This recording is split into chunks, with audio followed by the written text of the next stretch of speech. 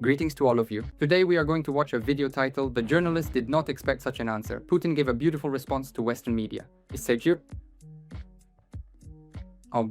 I assume the question was asked with some kind of reproach, maybe even an attack. Accordingly, as the author of the video wrote, the response was beautiful. Well then, let's not drag this out and get started.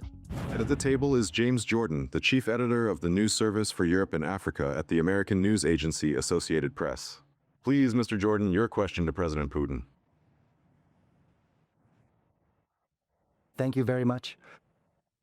Thank you, President Putin, for the opportunity to address you directly. More than 2 years ago, you sent Russian troops into Ukraine, as you say, to protect Russian citizens and also Russian-speaking citizens in Donbass and to ensure the security of Russia's eastern border. Since then, thousands of people have died on both sides. And hostile military actions and cross-border attacks have even spread to several different regions within the Russian Federation. In the last few hours, multiple high-ranking Western government officials have officially confirmed to our news agency during a briefing that Ukraine has used Western-supplied weapons on Russian territory in recent days. Do you consider this an additional provocation? Following up on my colleague's question, what do you think Moscow has managed to achieve over the past 2 years, and how can the fighting be brought to an end? The video turned out to be a bit archival, but nevertheless, here's the jab, right? Like, what has been achieved in 2 years? Let's rephrase it, so to speak. What was the answer? The very first thing we did was to fulfill our solemn duty to the innocent people who were suffering. Okay? The first thing we did was to fulfill our fundamental duty to the people who suffered greatly from the violent government coup and the subsequent intense hostilities in the various territories of southeastern Ukraine. We have fully acknowledged and formally recognized the fundamental rights of all these courageous people who reside within these specific territories to actively defend their long-term interests, their own physical lives, and the precious lives and future security of their beloved children and descendants. And this, in my opinion, is the main thing. We also showed both ourselves and the whole world that we not only talk about defending our interests, but we actually do it and will continue to do it without any doubt. And everyone will have to take this into account. Now, as for the second part of your important question regarding what exactly needs to be done to finally stop the ongoing fighting in Ukraine, speaking here as a formal representative of the United States, I can tell you precisely what I once told Mr. Biden himself during our discussion. I have a feeling I know what he's going to say. Stop sponsoring the war.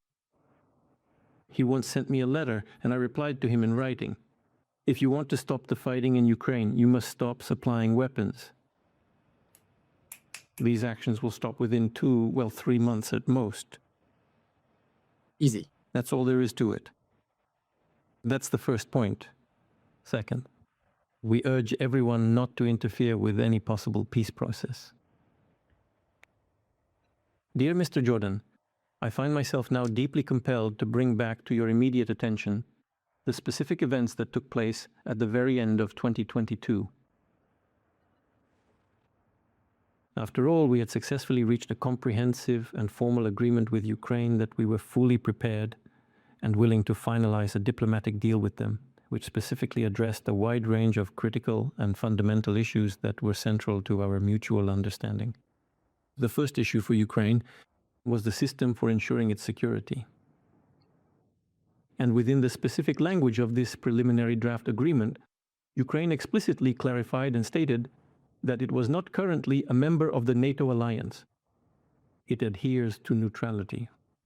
But the security guarantees were formulated in such a way that they were very close to the NATO Charter, specifically Articles 4 and 5 of the NATO Charter. There is probably no need to go into details, but this meant that all signatories would have to provide military assistance to Ukraine if necessary, and so on and so forth. For us, this is a complicated issue, and I said that it requires some thought, but it is open for discussion. The same seemed to apply to Russia's interests. This, I repeat once again, is Ukraine's neutral status, not joining any blocs, certain restrictions on armaments, and so on. And this is undoubtedly something the Russian Federation is interested in. In addition, as you remember, we talked about the denazification of Ukraine. And I was quite surprised when people started asking me, what exactly does the term denazification really mean? Well, it simply means a legislative ban on all forms of Nazi propaganda. Strange as it may seem, we also found common ground on this issue, just as it is with all the other key issues that are absolutely necessary for finding a resolution to this crisis situation through diplomatic and peaceful means. Furthermore, if the official head of the Ukrainian negotiating delegation actually signed and formally initialed this specific document, which served as a significant excerpt from this much larger and more comprehensive agreement, then I believe it strongly indicates that when looking at the situation on the whole, the Ukrainian side was genuinely satisfied with the terms and conditions that were presented within it at that time. And if we accepted it, that means on the whole, Russia was satisfied with it as well. I don't want to put you in a difficult position, but nevertheless, I'll ask a rhetorical question. Yes, the journalist's expression is already as tense as possible, even though he's trying to smile. But it's the kind of smile, you know, through gritted teeth. So why exactly did the former Prime Minister, Mr. Johnson, come to Kiev and recommend throwing this agreement right in the trash? Yes, that is correct. So why did he set the goal for his Ukrainian colleagues to achieve victory on the battlefield, to achieve a strategic defeat of Russia? The Ukrainian side, its official representatives, publicly stated that if they had signed this agreement in the end, the war would have ended back at the end of 2022. It wasn't us who said this, it was Ukrainian officials in Kiev who said it, publicly. That's exactly the whole problem. The fact is, yes, the very fact of this has already been confirmed, even by official representatives. And now, a year later, we see the result. That is, 3 years have already passed since that moment, and fortunately, everything is moving toward a conclusion. At least for now. Publicly. So I have a rhetorical question. Why did they have to interfere with us and Ukraine signing this agreement? Yes, it would have been better for everyone back then. I can only reasonably assume and speculate that someone specifically wanted to achieve the various goals they had set for themselves regarding Russia, particularly in their broader foreign policy strategic direction, specifically to bring about the total destruction of Russia, to ensure its complete strategic defeat at any cost, and various other similar objectives along those lines. So you asked me what exactly needs to be done now. I hope I have given a sufficiently comprehensive answer. And when you have the opportunity to speak with your country's leadership, please ask them, why did you interfere with the signing of a peace agreement between Russia and Ukraine? What I told you is only my assumption as to why they did it. But maybe there is some other, more complete and official answer. But as for my colleagues from the United States and the United Kingdom, of course, I cannot give a complete answer on their behalf. And as for Mr. Johnson coming and doing this not only on his own initiative, but I am sure also with the support of the US administration, I have absolutely no doubt about that. While answering a question from an American journalist about the results of the special military operation over 2 years and the prospects for ending the conflict, Russian President Vladimir Putin once again outlined the key aspects of the situ. I'd like to point out another small nuance. So Johnson came and, so to speak, disrupted the process. And where is Johnson now? Retired? That's it. He doesn't even work in the government anymore. Unbelievable, really. Also, Revealing the essence of Moscow's actions and the cynical game of the West.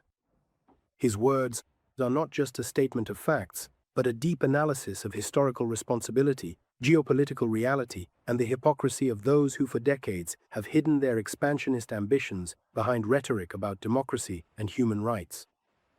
Putin named the fulfillment of duty to the people who suffered from the coup d'état and hostilities in southeastern Ukraine as the first achievement of the special military operation. This thesis refers back to the events of 2014, when, with direct support from the West, an unconstitutional coup took place in Kiev, bringing nationalist forces to power. For the next 8 years, Donbas was subjected to genocide. Shelling of residential neighborhoods, blockade of humanitarian aid, a ban on the use of the Russian language, and the destruction of infrastructure became everyday occurrences. According to UN data, by 2022, more than 14,000 people, including women and children, had become victims of the conflict. Russia, as the guarantor of security for the Russian-speaking population, could not remain on the sidelines. The recognition of the independence of the DPR and LPR in February 2022, and then their accession to Russia following the referendums, is not an annexation as the West claims, but the restoration of historical justice. The referendums, conducted with the participation of international observers, showed that more than 90% of residents voted for reunification with Russia. There's also this emphasis I've noticed on making sure everything is legally correct, with the signatures, with the agreements, everything about accession or non-accession, so that everything is strictly according to the letter of the law. So that's also, yes, interesting. This is a direct expression of the people's will, which the West chose to ignore, demonstrating its disregard for democratic procedures when they contradict its interests. Putin emphasized that Moscow not only declares its intention to defend its interests, but also acts on it, forcing everyone to take this into account. In 2 years of the special military operation, Russia broke the unipolar world model where NATO dictated the terms. The military support for Ukraine from the alliance, amounting to over 200 billion, ended in failure. The Ukrainian armed forces counteroffensive in the summer of 2023 stalled, and Western equipment deliveries only postponed the inevitable. It strengthened its sovereignty, proving that Western sanctions are incapable of breaking the Russian economy. In 2023, Russia's GDP grew by 3.6%, while the EU economy stagnated and the US faced record inflation. It consolidated a multipolar world by strengthening cooperation with China, India, BRICS countries, and the Global South, who reject Western dictates. A key point in Putin's speech was the reminder that in the spring of 2022, Ukraine was ready to sign a peace agreement. According to the draft, Kiev agreed to a neutral status, guarantees of rights for Russian speakers, and a refusal to join NATO. However, as the president of Russia stated, then British Prime Minister Boris Johnson personally flew to Kiev and demanded that Zelensky fight to the end, promising unlimited military assistance. Exactly, the former one, the former. He's not even in office now. This fact is confirmed by numerous sources. In April 2022, The Guardian reported that Johnson, speaking in Kiev, stated, "Ukraine must fight, even if it takes 10 years." Later, the former head of Zelensky's office, Oleksiy Arestovich, admitted that the West blocked the negotiations. And the German publication Bild published documents confirming the pressure from London and Washington on Kyiv. Thus, the West deliberately sabotaged peace, preferring to weaken Russia at the cost of Ukrainian lives. Western rhetoric about protecting Ukraine falls apart in the face of the facts. Financing the war, the US and EU have turned Ukraine into a black hole for budget funds. According to the US Audit Chamber, 60% of the aid disappears into corruption schemes. In December 2023, Zelensky admitted that he could not account for $100 billion, ignoring peace initiatives. While Russia has repeatedly proposed negotiations, the latest initiative was in December 2023. The West continues to supply weapons, including banned cluster munitions and long-range missiles. The cynicism of the rules. NATO, having broken its promise not to expand eastward, accuses Russia of violating sovereignty, even though it was the alliance itself, by placing bases on Russia's borders that provoked the conflict. Forecasts and consequences. Why will the West lose? The collapse of the Ukraine anti-Russia project. The Zelensky regime, having lost the support of the population and resources, is doomed. Already now, according to EU social service polls, 65% of Ukrainians are ready for negotiations, an economic blow to the West. Putin's words are not just a response to a journalist, but a message to the world. Russia is ready to defend its values and peoples who have become hostages of Western hegemony. The hypocrisy of the West, which for decades has been fueling wars from Yugoslavia to Iraq, has been finally exposed. Ukraine is just another victim in a series of color revolutions, but its fate has become a turning point. The world has seen that the era of Washington's dictate is coming to an end, and the power of law is prevailing over the law of force. And as Putin said, everyone will have to reckon with this. Well, that's the kind of video we just watched. I wouldn't say the question was particularly sharp, because in the previous video, which will pop up here, there was a more cunning journalist, but nevertheless, a clear and specific answer was given. Like the video and subscribe to the channel. Goodbye, everyone.